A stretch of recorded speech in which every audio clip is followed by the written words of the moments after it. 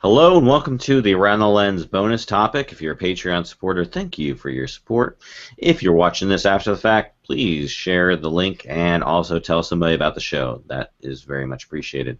All right, so let's go ahead and get on with our bonus topic. We're talking about how do you present yourself as a photojournalist. So obviously one of the big things, if you want to get hired and whatnot, at least when I was growing up, you had to have a portfolio. I used to have to, bring like a printed portfolio to places, but of course that was many, many, many years ago. So I want to know kind of, what do you think is the best way to present yourself now? I know that obviously our guests maybe have had different experiences with this. Of course, there are many different ways to present yourself and present your work, but I'm just curious, from your perspective, panelists, do you know how sort of the best way to present yourself? Do you think it's changed much since the past? What is the current best way to do it? Let's say, Zach, what do you think about this? I think it really depends on what kind of photographer you are and what's your market and where you started, age groups, whatever. I mean, I see a lot of younger, even photojournalists, basically only doing maybe Facebook and Instagram, and they barely, if they have a website, it's barely updated. For me, it's I have a very deep portfolio website that also acts as my backup for a lot of things. I offer sales through it, but I've never had I've never. It's not something I've ever pushed or whatever. Like you could buy a print if you wanted to, but no one does. Right. It's again because most of my stuff is photojournalism work, so it's kind of weird. I mean, I guess somebody if wanted to buy a photo of a person getting their head beaten in by a cop, I suppose they could. But yeah, I mean that's mainly the way I do it. I mean, it's gotten me anytime I've tried to pitch somewhere that I thought was reasonable, at least if they've responded well to the site, and a lot of times, luckily, they've said they recognize my work, which was always surprising to me, since when you're a solo photojournalist, you kind of think you're just floating out there alone. But yeah, I mean, I think it really depends on the market you're going for. I mean, if you're a portrait photographer, then or if you're a street photographer, I think Instagram has got to be the way to go. If you're any other kind, there's different ways to go about it. But if you were, I mean, you're the one of us, I think, of the three who are most looking for work or applying for work. I mean, Yeah. what do you send people to initially? What do you just send them? Like, do you have a resume? Do you have a portfolio? What do you send people to? I mean, it's absolutely my site, zdroberts.com, which has I change up every time I go to a new place. I update the main kind of running photos that scan by. That, like, if you just go to the site, there's like probably, I think, 15 or 20 photos that if you just sit there will like float, like will move by. But then also I have there is if you click on one of it, so it's portfolio, and it shows the screenshots of different, because everything's web nowadays. I think I have like 2 print stories in my life that I've ever had, which is really sad. But like, it's just screenshots of like where I've been published, whether it be The Guardian or Al Jazeera or whatever, so that they know that I'm not just a Flickr photographer that has really good access or something like that. And then I have a blog on there that I very, very occasionally update. But for the most part, that's where at least people get to go, and before they even have a conversation with me verbally or through email, they go there and go, oh, okay, this guy's been all the important places and covered a lot of really big things. So at least he's not, talking out of his ass or anything like that about being a professional. So that's why I send people to that site. And then from there, it's Instagram. I don't use nearly enough, and Facebook I use even less than that, because I just see I have like 223 followers or likes on Facebook. It's just not something I promote that much. How about you, Sharky? I mean, obviously you haven't been in the photojournalism game recently, but in your past, what has sort of how have you presented yourself? The portfolio, of course. I'm 45, so back in the day, you had to have a printed portfolio. There weren't websites and all that. You have business cards, perhaps. But here's the thing. These days, you have to distinguish yourself. You have to stand out. If everyone has a camera. Everyone considers themselves a photographer. Everyone's going for the same jobs that you're going for. You have to have the website. Yeah. I think you have to keep it up to date. Maybe a blog wouldn't hurt. People that are going to hire you, they want to see that you're active and you're doing things and you're someone that they want to work with. So you want to have the website, the blog updated, ways to contact you, of course, Instagram, Facebook. You need all of that.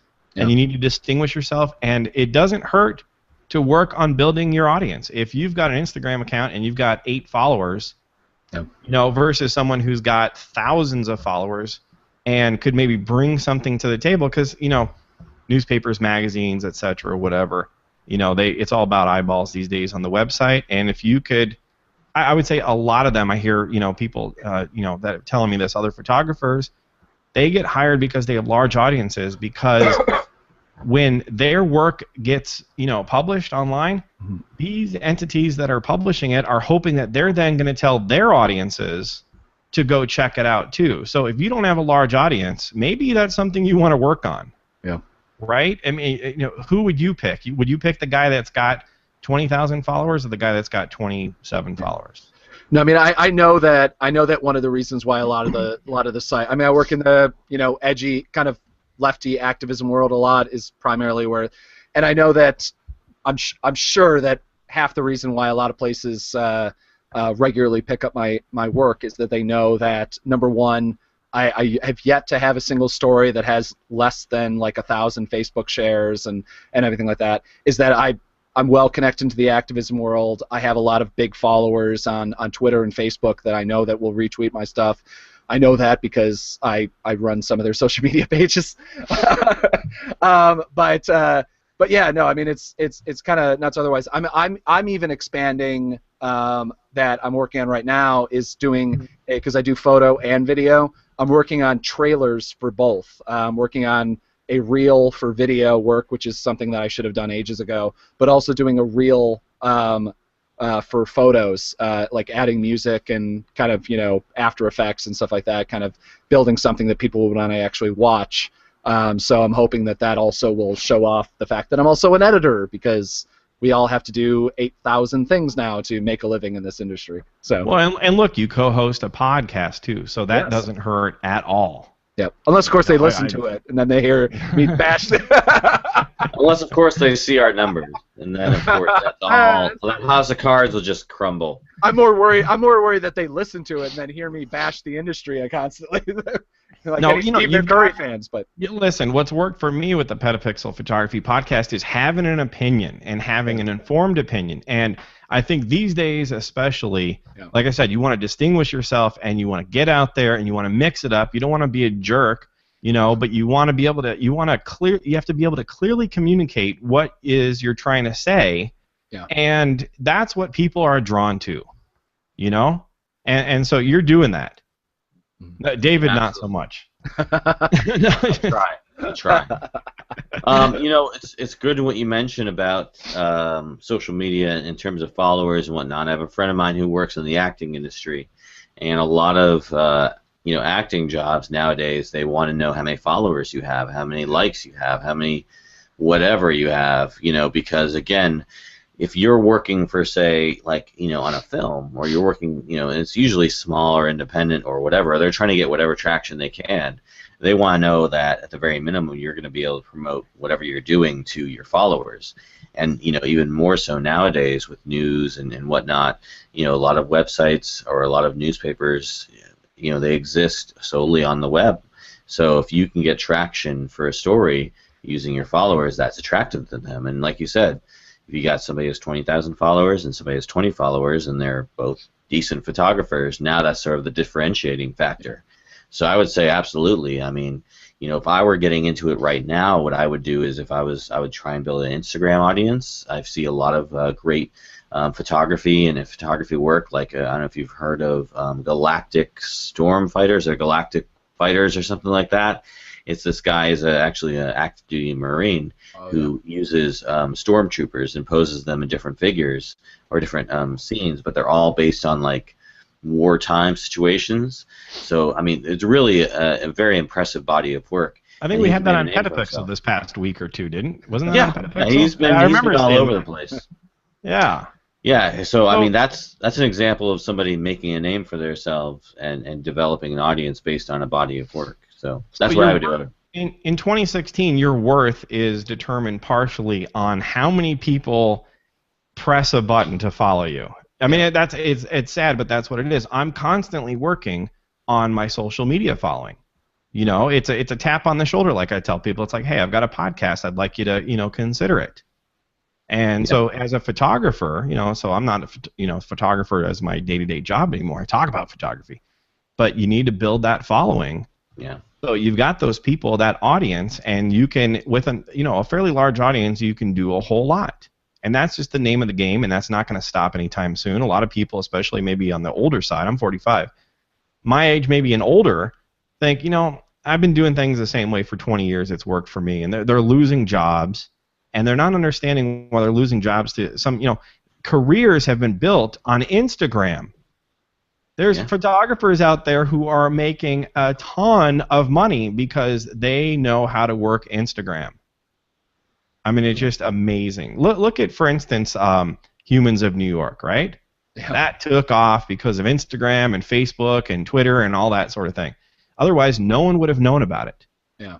And it's compelling content, but Brandon's a master of getting, that stuff out there, and you just have to do it. And if you're not working on social media these days, then, if a bear poops in the woods, right, or a tree falls, like, who cares? You need to be the poop or the tree. You need to be, right? You heard it here first, folks. Be the poop. Sharky James said, "Be the poop." No, you have t-shirts. Got to make some t-shirts on that. You have to be, the squeaky wheel gets the oil, right? So start squeaking. You can't be the guy or gal or whatever you want to say anymore, photographer that just, sits back and just kind of just phones it in. You have to really just go for it, and it takes a lot of effort. But hey, that's what it is to make very little money in photojournalism these days. Well, you know what they always say: if a tree falls on a photojournalist in the woods, no one cares. Yeah. Exactly. It doesn't really unless that photojournalist was not Steve McCurry. Yeah. Steve McCurry would remove the tree, and then you wouldn't know what happened to the photojournalist. Exactly. He would just slightly tweak the tree and remove some background elements. It would be on National Geographic, I tell you. Yeah. But yeah, I mean, obviously the social thing. I mean, I'd love to, find out kind of how people are getting hired nowadays in the world of photojournalism. Because again, when I was doing it, again, I had a printed portfolio that I thought I'd walked to different, photo editors' desks, and then it kind of changed to sort of the iPad. I know when the iPad came out, that was the big thing. You put your photo portfolio on that. And I mean, before that, even the idea was I had little mini discs, that I put my portfolio on. That was kind of like my thing. I had like a motion portfolio made with Macromedia Flash, if anybody remembers that. Oh my God. And then flash drives, and now it's just online, and then of course website. And again, like I said, website, blog doesn't really matter. It's like show it to me on Instagram, show it to me on Facebook, and show me your followers you have. Well, David, I've got a question for you. So, in an age where photo editors, what are those anymore, right? Yeah, unfortunately, the guy or the girl that's running the website or whoever's in charge of picking the photos these days, how about getting them an actual printed portfolio in their hands? They're not getting that from anywhere else, right? And just listen, I don't print anything out anymore, but being able to hold a photo is a whole different experience than seeing it digitally. That's why, like, for instance, we talked about this on the podcast.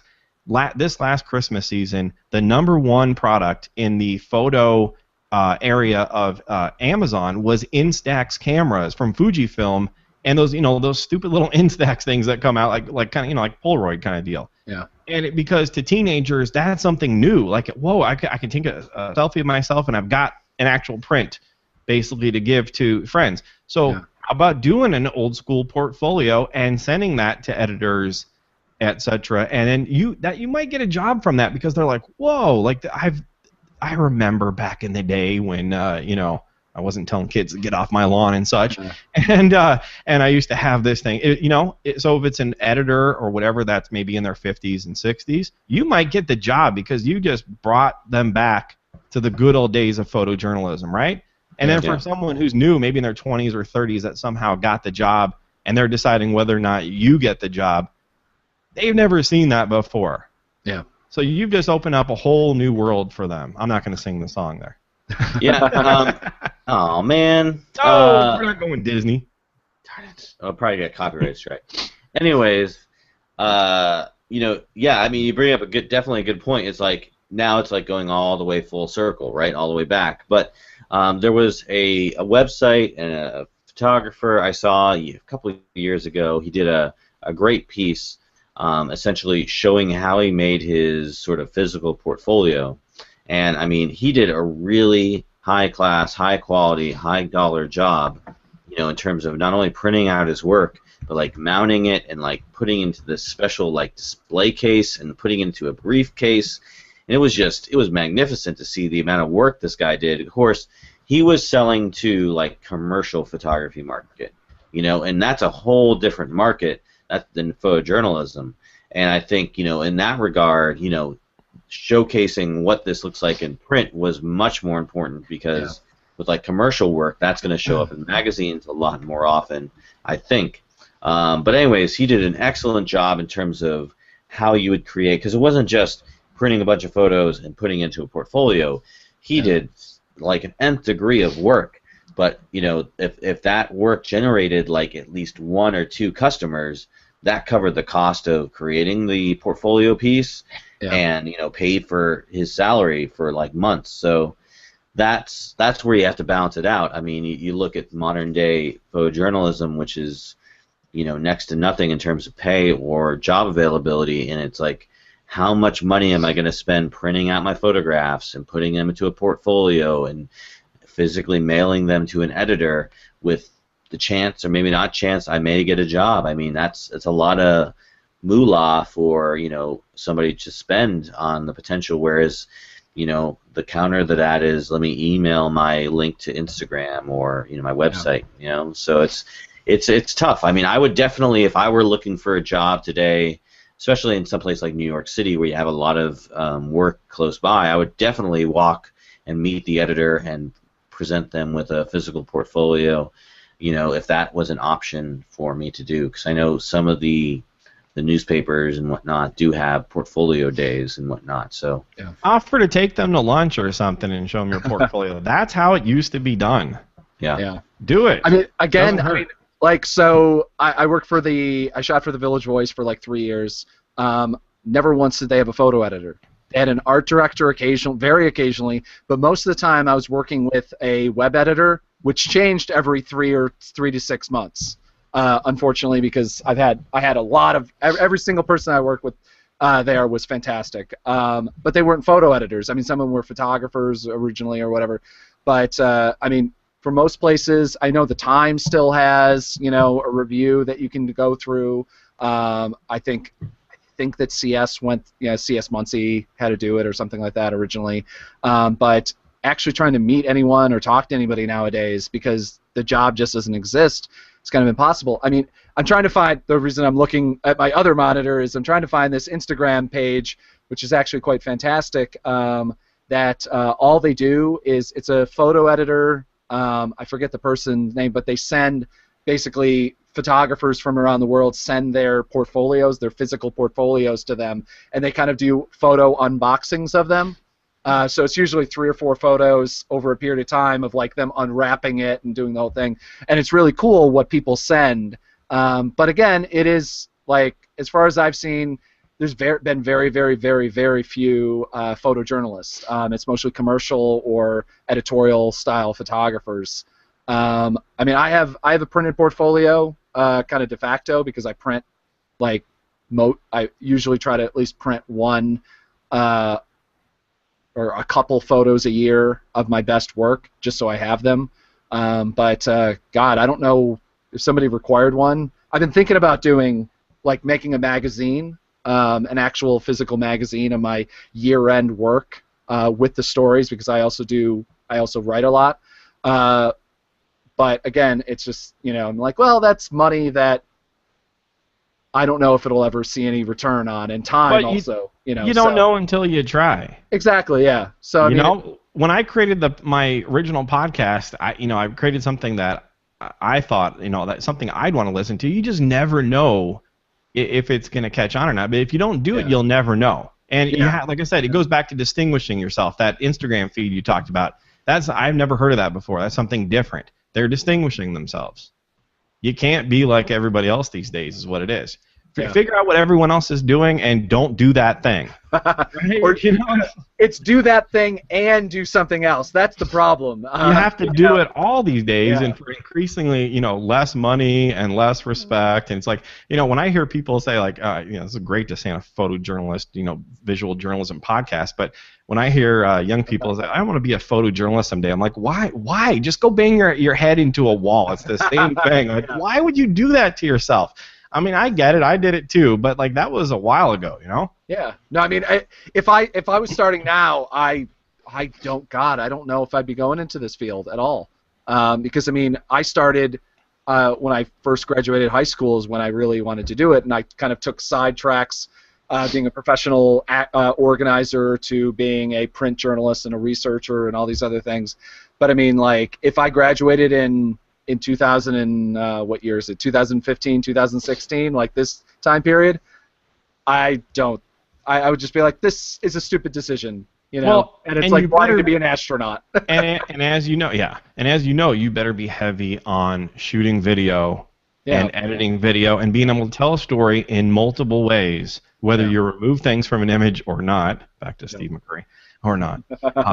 We don't know. But you have to be able to do it all. No longer can you just shoot stills. My humorous thing is I left film school to go to photography school. That was my genius decision of my lifetime to do. I left one of the best film schools in the country to go to Syracuse University for art photography. Well, so and that worked out really well. As you said on the last episode of this podcast, or maybe it was 2 episodes ago, you're doing a lot more video these days, and video pays more, but then you're putting more effort into it too. So, but you know what? As long as you're getting the steady work, but not a lot of people want to do video, so you have to make a decision what you want to do, what kind of work you're going for. And so back to portfolio and stuff. We were talking about photos, but we completely left video out of the picture, didn't we? Yeah. Yeah. We didn't really mention that. You have to have video as part of your deal. So you have to have a website with video on it. You have to have a YouTube channel. Embed those videos on your website.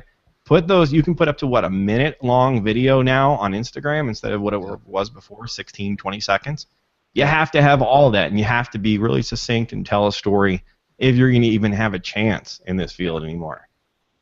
Yeah, I mean, that's definitely a good point. You have to have variety. You have to have a variety of skills. People aren't just looking for somebody who can just take stills, If you just shoot photos, you better be able to create like a multimedia piece with audio and photos. Mm-hmm. And that's something, we push a lot in the military in terms of, being able to do multiple things. But, I mean, if you want to have a good presentation with video, you got to have like a reel. Or if you have like a YouTube channel, you got to, showcase what you can do on YouTube or Vimeo. We're going to have a guy named Brandon Lee on the show in a few weeks. He's doing excellent things. If you can, who he is, check him out on Vimeo. He's doing great stuff with documentary filmmaking, and that's the kind of thing people are looking for. Being able to not only shoot video but knowing editing techniques, being able to do special effects, and that's important too. So yeah, well-roundedness is extremely important. Yeah. So you have to be a jack of all trades, I think. It's a different business than it was when we started out. Yeah, we're all a bunch of old farts. Yeah, I was at a small paper. I was semi-retired. I'd moved up from Phoenix up to the White Mountains, Arizona, and I was shooting on the side for a small paper there, and I was doing video.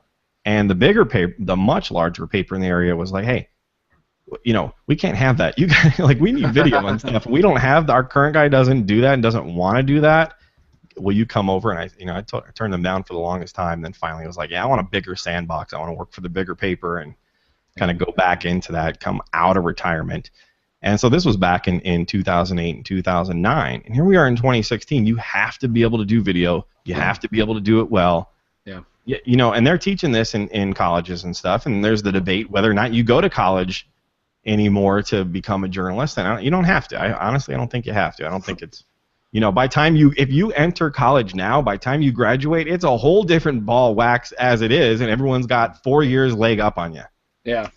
4 years more portfolio, 4 years everything. They also don't seem to be teaching the ethics, which to me would be the number one important thing. That's the one thing I miss from freelancing, is that I see all the other freelancers that didn't go to school for it, whatever, and aren't, you know, they're posing shots or they're doing different things, and you're like, wait a minute, you can't. The ethics aren't there. Are you calling on Steve McCurry to go back to college and get a journalism degree? Is this what are you asking for the?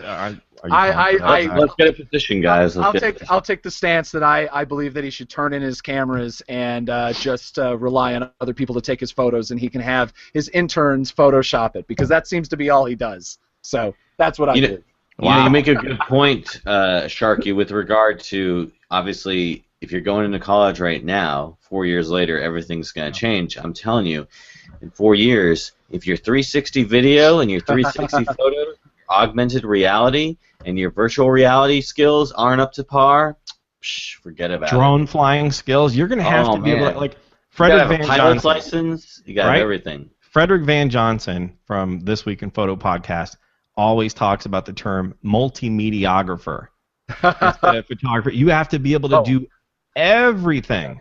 Yeah. And whatever comes out, you have to know it, because guess what? Just like with that drone that we talked a little bit about in the regular portion of the show, not the irregular portion we're doing right here. That Xiaomi drone, so cheap now, and they're just getting cheaper and cheaper. Everyone's going to have drones. You know, you're going to be able to do video from. When I was back in Utah, for instance, you know, retired and everything. And I let the big paper know that I was, you know, former photojournalist. I'm in the area. I'm on the other side of Utah Lake, where you guys can't get to so easily, so quickly. So let me know. And I shot some assignments for them. And I said, listen, if I buy a drone, this was before all the rules were kind of hashed out and people were kind of a little more Wild West. I said, if I get a drone, can I use it for news gathering? And they're like, no, don't do that. First of all, they don't have us shoot video right now. Now they do. This was like, you know, 4 years or so ago. And, you know, just from a perspective of being able to, you know, gather news, drones would be great for that. So, like, you know, you're going to have drone footage in your portfolio, bringing it back to, you know, this bonus topic here. You're going to have all of that. You can't just have photos anymore. If you have just photos, you're probably working at McDonald's or something, which pays more than photojournalism, and at least it's steady, right? So. Yeah. No, Sharky, what's going to happen is it's going to go first full circle, and they're going to be so sick of seeing the 360 drone, virtual reality, augmented reality stuff. They're going to be like, whoa, just photos? Yeah. That's amazing. You're hired.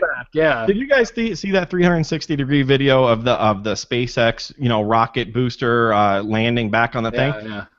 Did you also? You didn't see it? You've got to look it up. A great use of 360-degree video, because if you want, you can have it right at the launch pad and see as it lands, or if you want, tilt it up and see as it's coming down.